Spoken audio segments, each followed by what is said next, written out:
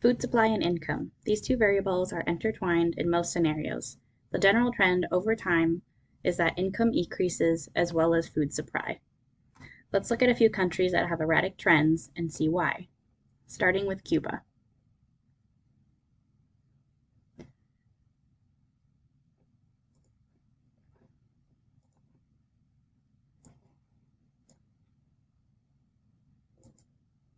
While slightly sporadic, Cuba follows a general positive trend until 1985. Right there, everything plummets. Right when this was happening, the USSR was starting to dissolve and cutting off Cuba from important subsidies they had been receiving. At the same time, the world sugar prices collapsed, a huge export from Cuba. Cuba only began to rebound in the 1990s with an increase in revenue from tourism and the receiving subsidies from Venezuela. So there's the drop in income and food supply as the USSR is dissolving, and then a climb back up after they began to receive subsidies from Venezuela. So we know that Cuba was affected by the USSR, so let's see how the USSR's trends were going.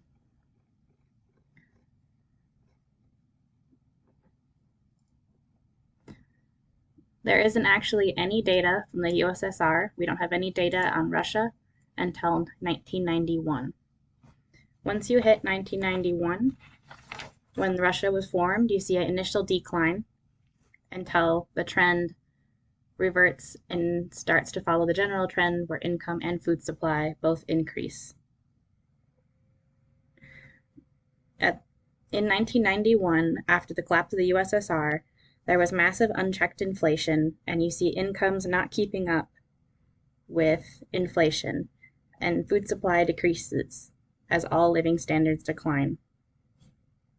The economy finally stabilized in the late 1990s and directly affected a positive trend in food supply and income. Now let's look at a country in a different part of the world. We're going to go to Mozambique in Africa.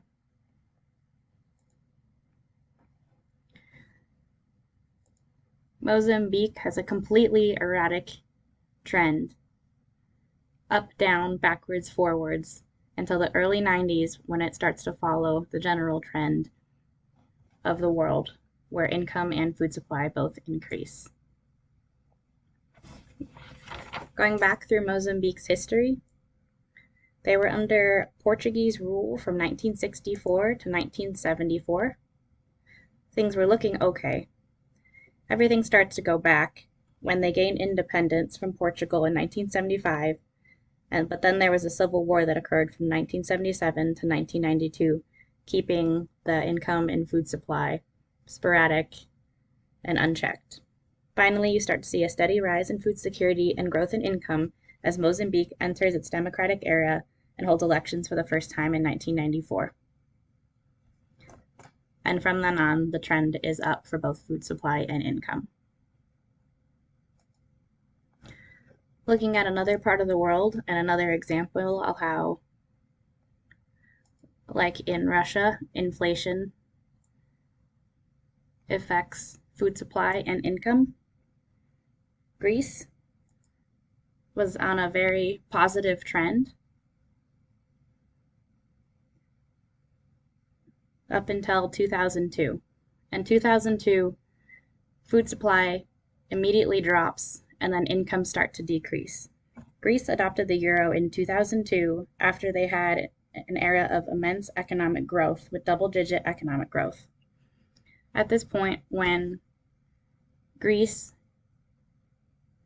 adopted the euro, they had to deal with inflation adopting a different currency, and all of their goods declined.